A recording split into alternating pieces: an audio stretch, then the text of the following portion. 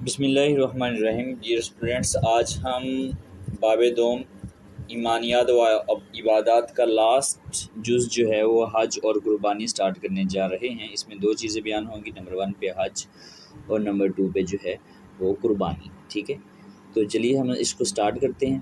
سب سے پہلے حج جو ہے وہ ارکان اسلام میں ایک اہم رکن ہے، ٹھیک ہے۔ جتنے بھی اپنا اسلام کے ارکان ہیں ان میں ایک اہم رکن ہے جو ہر صاحب استطاعت مسلمان پر زندگی میں ایک بار فرض ہے، یعنی کہ ایک ایسا مسلمان جو کہ صاحب استطاعت ہو، اس کے پاس اتنا مال و زر ہو، مال و دولت پیسے اتنی ہو کہ وہ اس کو ادا کرنے کے بعد حج پہ جا سکے، ٹھیک ہے۔ ارشاد باری تعالیٰ ہے وَلِلَّهِ عَلَى النَّاسِ حِجُّ الْبَيْتِ مَنِ اسْتَطَاعَ إِلَيْهِ سَبِيلًا، اور اللہ کے لیے لوگوں پر اس گھر یعنی کہ بیت اللہ خانہ کعبہ کا حج کرنا فرض ہے جو کوئی بھی اس کی طرف جانے کی استطاعت رکھتا ہو، ٹھیک ہے۔ حج اس اعتبار سے ایک جامع عبادت ہے کہ یہ بیک وقت ایک ہی وقت میں روحانی، بدنی اور مالی عبادت ہے۔ اس میں ہماری جو ہے وہ روح کی بھی، بدن کی بھی، مالی کی، ساری کی ساری تینوں کیٹیگری کی عبادات شامل ہیں، ٹھیک ہے۔ یہ خصوصیت کسی دوسری عبادت میں نہیں ہے، یعنی کہ باقی جتنی بھی عبادات ہیں بعد اوقات وہ بدنی ہوتی ہیں، بعد اوقات وہ مالی ہوتی ہیں، بعد اوقات وہ روحانی ہوتی ہے، لیکن حج ایک ایسی عبادت ہے جس میں جو ہے وہ تینوں شامل ہیں۔ حج کے مناسک میں، یعنی کہ حج میں کون کون سے ہمیں کام کرنے، مناسک میں جو ہے وہ احرام باندھنا ہے، مینا جانا ہے، وقوف عرفات ہے یعنی کہ عرفات کے میدان میں ٹھہرنا ہے، مزدلفہ بھی ایک جگہ کا نام ہے، وہاں پہ ٹھہرنا ہے، جمرات کو کنکریاں مارنا ہے یعنی کہ شیطانوں کو کنکریاں مارنا، قربانی کرنا، حلق مطلب ٹنڈ کروانا، ٹھیک ہے، طواف کرنا اور سائج کرنا شامل ہے۔ سائج کہتے ہیں یعنی کہ آپ جو اپنا صفا اور مروہ کے درمیان جو ہے وہ جلدی جلدی دوڑا جاتا ہے اس کو سائج کہا جاتا ہے، ٹھیک ہے جی۔ سب سے پہلے ہم اس کے MCQs کی طرف آ جاتے ہیں کہ ارکان اسلام میں کیا ہے، حج ہے، ٹھیک ہے، ایک زبردست جو ہے وہ رکن ہے۔ نمبر 2 پہ ہے حج زندگی میں کتنی دفعہ فرض ہے، تو حج زندگی میں جی ایک بار فرض ہے، ٹھیک ہے۔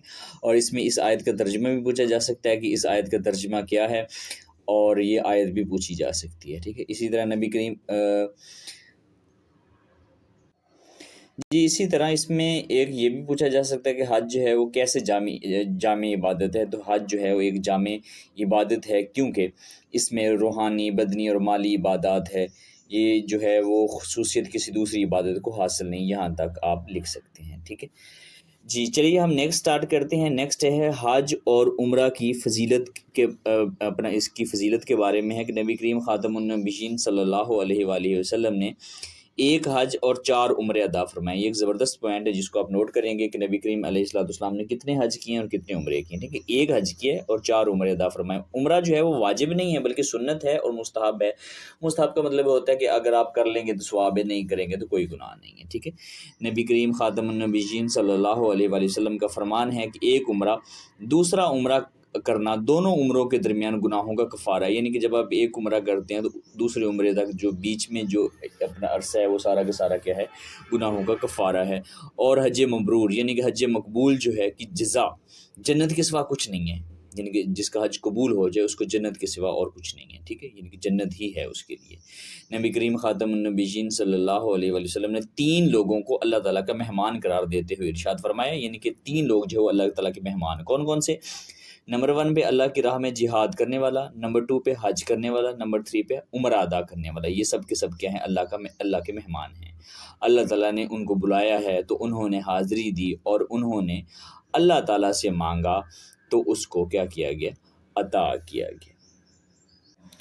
جی سب سے پہلے ہم اس میں جو ہے وہ MCQs دیکھ لیتے ہیں۔ نمبر 1 پہ جو ہے نبی کریم علیہ السلام نے کتنے عمرے کیے ہیں، ٹھیک ہے۔ نبی کریم علیہ السلام نے 4 عمرے عطا فرمائے، اور یہ بھی پوچھا جا سکتا ہے کہ نبی کریم علیہ السلام نے کتنے حج کیے ہیں، تو نبی کریم علیہ السلام نے 1 حج کیا ہے، ٹھیک ہے۔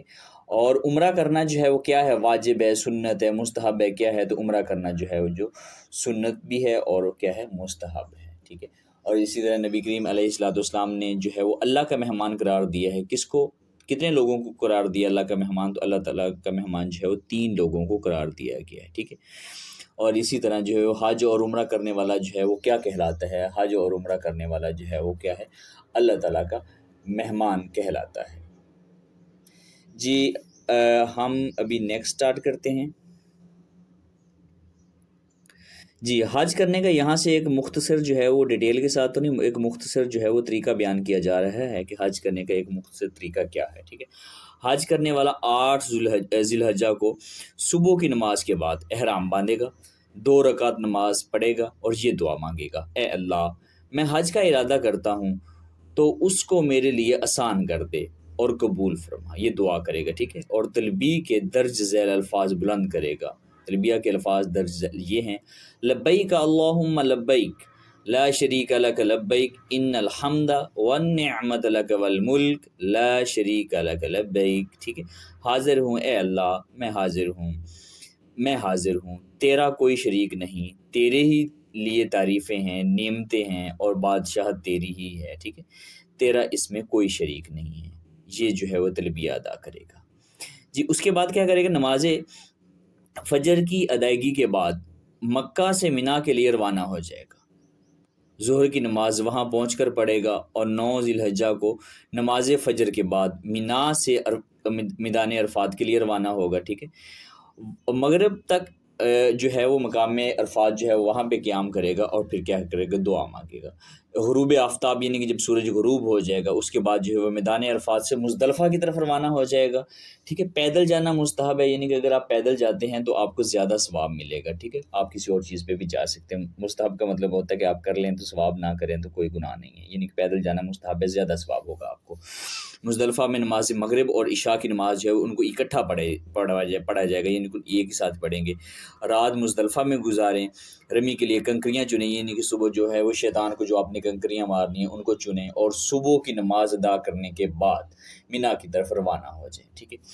جب خوب روشنی پھیل جائے، یعنی کہ جب اچھی طرح جو ہے وہ دن کی روشنی جو ہے وہ پھیل جائے تو عقبہ جمرہ کو رمی کریں، یعنی کہ جو بڑا شیطان ہے اس کو کنکریاں ماریں اور رمی کے بعد قربانی کریں، ٹھیک ہے۔ قربانی کے بعد آپ نے کرنا ہے کہ پھر سر کے بال جو ہے وہ مڈوا لیں یا کٹوا لیں، ٹھیک۔ سر مڈوانے کے بعد وہ احرام کی پابندیوں سے آزاد ہو گئے، یعنی کہ احرام کی جو بھی پابندیاں آپ کے اوپر تھیں، جیسے آپ ناخن نہیں کٹوا سکتے، کسی چیز کو مار نہیں سکتے وغیرہ وغیرہ، بہت سی پابندیاں وہ ساری کی ساری کیا ہو جائیں گی؟ ختم ہو جائیں گی، ٹھیک ہے۔ پھر قربانی کے دنوں میں سے کسی ایک دن مکہ مکرمہ جا کر طواف زیارت کر لے، اور وقوف عرفات اور طواف زیارت کرنے کے بعد حج کے فرائض جو ہے وہ ادا ہو جائیں گے، ٹھیک ہے۔ اور جو ہے وقوف عرفہ حج کا ایک رکن اعظم ہے۔ وقوف مزدلفہ حج کی سعی اور رمی جمرات جیسے مناسک کی ادائیگی جو ہے وہ واجب ہے۔ اور آخر میں الوداعی طواف کرے اور اس کے بعد مدینہ منورہ کا سفر کرے اور وہاں 8 یا 9 دن کے قیام کی کوشش کرے، یعنی کہ کوشش کرے کہ وہاں پہ 8 یا 9 دن رہے اور مسجد نبوی شریف میں متواتر یعنی کہ مسلسل جو ہے وہ کتنی 40 نمازیں جو ہے وہ مسجد نبوی شریف میں ادا کرے، ٹھیک ہے۔ تو اب ہم آ جاتے ہیں اس کے ایم سی کیوز کی طرف۔ کون کون سے ایم سی کیوز اس میں اہم ہیں ہمارے لیے؟ نمبر 1 پہ تو یہ ہے کہ حج ادا کرنے والا نماز فجر کے بعد جو ہے یہ دیکھیں کہ وہ مینا سے عرفات کو روانہ ہوگا۔ کب روانہ ہوگا؟ وہ 9 ذی الحجہ کو روانہ ہوگا، ٹھیک ہے۔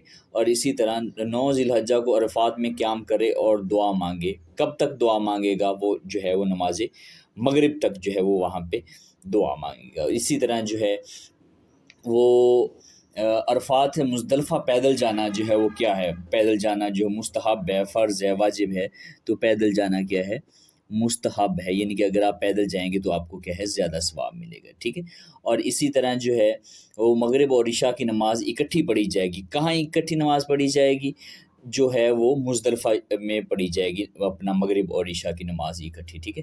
اور رات مزدلفہ میں گزارے اور رمی کے لیے کنکریاں چنے۔ صبح کی نماز ادا کرنے کے بعد وہ روانہ ہوگا۔ کہاں روانہ ہوگا؟ وہ جو ہے وہ مینا کی طرف جو ہے وہ یہ دیکھیں یہاں پہ مینا کی طرف جو ہے وہ کیا ہے؟ روانہ ہو جائے گا، ٹھیک ہے۔ اور اس کے بعد جو ہے جب خوب روشنی پھیل جائے تو جو جمرہ عقبہ کو رمی کر کے قربانی کرے، اور کیا کرے وہ اپنے سر منڈوا لے، یعنی کہ ٹنڈ کروا لے، ٹھیک ہے۔ حاجی احرام کی پابندیوں سے آزاد ہو جاتا ہے۔ کب آزاد ہو جاتا ہے؟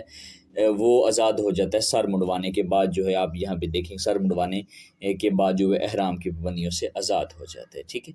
اور اسی طرح جو ہے اس میں یہ بھی اہم ہے کہ مسجد نبوی شریف میں متواتر جو ہے وہ انسان کو کتنی نمازیں جو ہے وہ ادا کرنی چاہیے؟ تو مسجد نبوی شریف میں انسان کو متواتر جو ہے وہ 40 نمازیں ادا کرنے کی کوشش کرنی چاہیے، کچھ 40 نمازیں جو وہاں پہ ادا کرے، ٹھیک ہے۔ اور اس میں جو ہے وہ یہ بھی پوچھا جا سکتا ہے کہ حاجی کو 8 ذوالحجہ کو کیا کرنا چاہیے، ٹھیک ہے، تو حاجی کو 8 ذوالحجہ کو صبح کی نماز کے بعد احرام باندھے، 2 رکعت نفل پڑھے اور یہ دعا مانگے، ٹھیک ہے، میں حج کا ارادہ کرتا ہوں تو اس کو میرے لیے آسان فرما دے، ٹھیک ہے۔ اور اس کے بعد جو ہے وہ تلبیہ پوچھا جا سکتا ہے، تلبیہ کیا ہے، تو آپ تلبیہ کے الفاظ آپ سب کو آتے ہوں گے، امید ہے کہ آپ نے یہ جو ہے وہ لکھ دینے اور اس کا ترجمہ بھی لکھ دینا ہے، ٹھیک ہے۔ اور نمبر 3 پہ جو ہے وہ الوداعی طواف جو ہے وہ کب ہوتا ہے، تو الوداعی طواف جو ہے وہ صرف اور صرف حج کے دنوں میں ہوتا ہے، اس کے علاوہ اور دنوں میں نہیں ہوتا، ٹھیک ہے۔ نیکسٹ جو ہے وہ ہم قربانی کو سٹارٹ کرتے ہیں۔ قربانی سب سے پہلے تو ہے وہ قربانی کسے کہتے ہیں اور یہ کیسے کی جاتی ہے، اس کے بارے میں ابھی ہم پڑھتے ہیں۔ تو یہاں سے دیکھیں کہ قربانی سے مراد اللہ تعالیٰ کے قرب کے حصول کے لیے، یعنی کہ اللہ تعالیٰ کے قریب ہونے کے لیے، اس کو حاصل کرنے کے لیے عید الاضحیٰ کے دنوں میں مخصوص جانور سے مراد جو ہے وہ گائے، بھینس، بکری اور دمبا اور اونٹ وغیرہ شامل ہیں۔ مخصوص جانوروں کو نبی کریم خاتم النبیین صلی اللہ علیہ وآلہ وسلم اور ان کے جد امجد حضرت ابراہیم علیہ السلام کی سنت کے مطابق جو ہے وہ ذبح کرنا ہے، اس چیز کو قربانی کہا جاتا ہے، ٹھیک ہے۔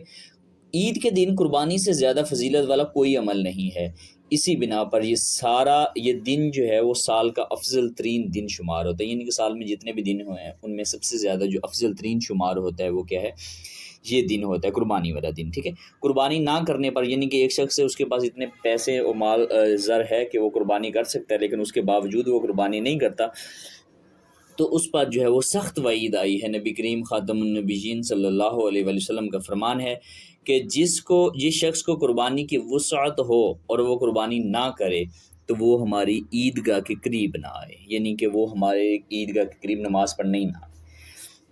عید کی نماز سے پہلے قربانی نہیں کی جا سکتی، یعنی کہ عید کی نماز پڑھ کے ہی قربانی کی جا سکتی ہے، اپنے ہاتھ سے قربانی کرنا جو ہے وہ افضل ہے، ٹھیک ہے۔ اگر خود جانور ذبح نہ کر سکتا تو کوئی دوسرا مسلمان اس کی جگہ جانور ذبح کر سکتا ہے، مگر اجازت ضروری ہے، یعنی کہ بہتر یہی ہے کہ آپ قربانی جو ہے وہ خود اپنا اس کو جانور کو ذبح کریں، ٹھیک ہے، زیادہ ثواب ہوگا، زیادہ فضیلت ہے۔ اگر آپ خود نہیں ذبح کر سکتے تو کم از کم کسی دوسرے مسلمان سے اس کو ذبح کروائیں اور اس کی کیا ہے، اس کو اجازت بھی دیں، ٹھیک ہے۔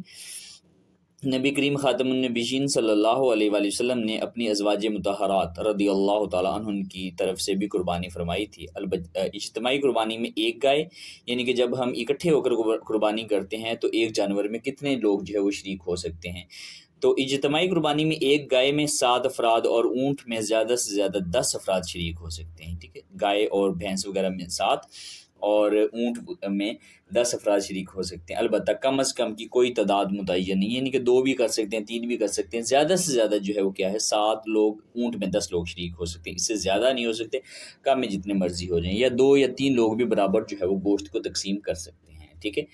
تو اس میں ہم دیکھ لیتے ہیں کہ کون کون سی چیزیں ہمارے لیے اہم ہے۔ ایک نمبر 1 پہ تو یہ ہے کہ نبی کریم علیہ السلام کی جد امجد کا نام کیا ہے، تو نبی کریم علیہ السلام کی جد امجد کا نام حضرت ابراہیم علیہ السلام ہے، ٹھیک ہے۔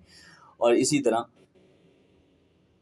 عید کے دن سب سے جو ہے وہ سب سے زیادہ فضیلت والا کام کون سا ہے، ٹھیک ہے، تو عید والے دن جو ہے وہ سب سے زیادہ فضیلت والا کام جو ہے وہ قربانی کرنا ہے، ٹھیک ہے۔ اسی طرح ازواج مطہرات کی طرف سے قربانی فرمائی تھی، کس نے قربانی فرمائی تھی؟ حضرت محمد مصطفیٰ صلی اللہ علیہ وآلہ وسلم نے قربانی فرمائی تھی، ٹھیک ہے۔ اور اس طرح یہ بھی پوچھا جا سکتا ہے کہ عید کے دن میں گائے کی قربانی میں زیادہ سے زیادہ کتنے افراد شریک ہو سکتے ہیں، تو زیادہ سے زیادہ 7 افراد، اور اونٹ کی قربانی میں زیادہ سے زیادہ جو ہے وہ 10 افراد شریک ہو سکتے ہیں، ٹھیک ہے۔ تو یہ تھی اس میں اہم چیزیں۔ جی نیکسٹ ہے قربانی کا فلسفہ، جن کی قربانی ہم کیوں کرتے ہیں۔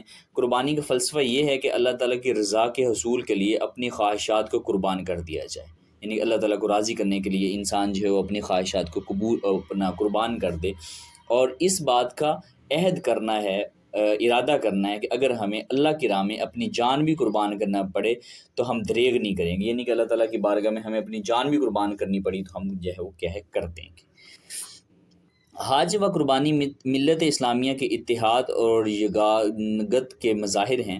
حجاج کرام جب حج کے لیے جمع ہوتے ہیں تو ان کا لباس، اعمال، یہاں تک کہ زبان پر بھی ایک جیسے کلمات جاری ہوتے ہیں، ان کا لباس بھی ایک ہوتا ہے، وہ ایک ہی کام کر رہے ہوتے ہیں، ٹھیک ہے، ایک ہی ان کی زبان پر جملہ جاری ہوتا ہے، وہ کون سا؟ ان سب کے مناسک بھی یکساں ہوتے ہیں، اور وہ مل کر ایک ہی کعبہ کے گرد جو ہے وہ طواف کرتے ہیں۔ حج کے موقع پر لڑائی جھگڑے فساد سے سختی سے منع فرمایا گیا ہے کہ جس سے ایک دوسرے کے لیے ہمدردی کے جذبات جو ہے وہ پیدا ہوتے ہیں، یعنی کہ اپنا آپ حج کے دنوں میں جو کوئی کسی قسم کا کوئی لڑائی جھگڑا وغیرہ نہیں کر سکتے، ٹھیک ہے۔ اس سے کیا ہوتا ہے کہ ہمدردی کے جذبات پیدا ہوتے ہیں انسان کے اندر۔ حاجی جب حج کرنے کے لیے مکہ کی طرف سفر کرتا ہے تو وہ صرف حج کا عظیم الشان فریضہ ہی سر انجام نہیں دیتا، بلکہ اس کے ساتھ ساتھ اور بھی بہت ساری اس کو چیزیں ملتی ہیں۔ کون کون سی؟ بلکہ اسے حرمین شریفین یعنی کہ حرم مکی اور حرم مدنی کی زیارت بھی ہوتی ہے، آپ ان کو دیکھ بھی سکتے ہیں۔ وہ خانہ کعبہ کی زیارت کرتا ہے، ٹھیک ہے، اور اس سے لپٹ کر چپک کر اللہ تعالیٰ کی بارگاہ میں جو ہے وہ دعائیں کرتا ہے، مسجد نبوی صلی اللہ علیہ وآلہ وسلم کی زیارت کا شرف پاتا ہے، اور روضہ رسول صلی اللہ علیہ وآلہ وسلم پر حاضر ہو کر کے درود و اسلام پیش کرتا ہے۔ حجاج کرام کو مکہ مکرمہ اور مدینہ منورہ اور طائف میں ایسے بہت سے مقامات کی زیارت کا موقع ملتا ہے جن کا سیرت طیبہ سے جو ہے وہ گہرا تعلق ہے۔ گویا حج کا یہ اپنا سفر صرف مناسک حج ادا کرنے کا سفر ہی نہیں ہے، بلکہ بہت سے اسلامی مقامات کی زیارت کا سفر بھی ہے، ٹھیک ہے، جس میں انسان کی روحانیت اور اسلامی معلومات میں اضافہ ہوتا ہے۔ تو سب سے پہلے ہم دیکھ لیتے ہیں کہ حرمین شریفین کسے کہتے ہیں، ٹھیک ہے۔ تو حرمین شریفین جو ہے یہاں پہ حرم مکی اور حرم مدنی کو کہا جاتا ہے، ٹھیک ہے۔ اس میں اہم سوال کون کون سے ہیں؟ سب سے پہلے تو جو ہے قربانی کا فلسفہ کیا ہے، ٹھیک ہے، قربانی کیوں کی جاتی ہے؟ قربانی کا فلسفہ جو ہے یہاں سے آپ لکھ سکتے ہیں، یہاں سے لے کر یہاں تک قربانی کا فلسفہ یہ کہ اللہ تعالیٰ کی رضا کے حصول کے لیے، یہاں تک، ٹھیک ہے۔ اور اسی طرح سعودی عرب کے وہ کون سے علاقے ہیں جن کا تعلق جو ہے وہ سیرت طیبہ سے جو ہے وہ گہرا تعلق ہے؟ تو مکہ مکرمہ اور مدینہ منورہ ہے اور طائف ہے، ایسے بہت سے مقامات ہیں جن کے زیارت کا انسان کو جو ہے وہ موقع ملتا ہے۔ ان کا سیرت طیبہ سے جو ہے وہ ایک گہرا جو ہے وہ کیا ہے تعلق ہے۔ نیکسٹ ہم سٹارٹ کرتے ہیں، جو ایم سی کیوز یہاں پہ لکھے ہوئے ہیں ان کو حل کرتے ہیں۔ نمبر 1 پہ تو یہ ہے کہ عمرہ ادا کرنا جو ہے وہ کیا ہے؟ سنت ہے، واجب ہے، فرض ہے، نفل ہے، کیا ہے؟ تو عمرہ ادا کرنا جو ہے کیا ہے؟ سنت ہے، ٹھیک ہے۔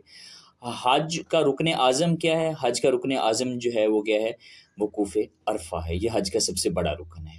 نبی کریم علیہ السلام نے عمرے ادا فرمائے، کتنے عمرے؟ تو آپ نے 4 عمرے جو ہے وہ ادا فرمائے ہیں۔ اسی طرح نبی کریم علیہ السلام نے اپنی ازواج مطہرات کی طرف سے قربانی فرمائی، کس چیز کی قربانی فرمائی تھی؟ گائے کی قربانی فرمائی تھی، ٹھیک ہے۔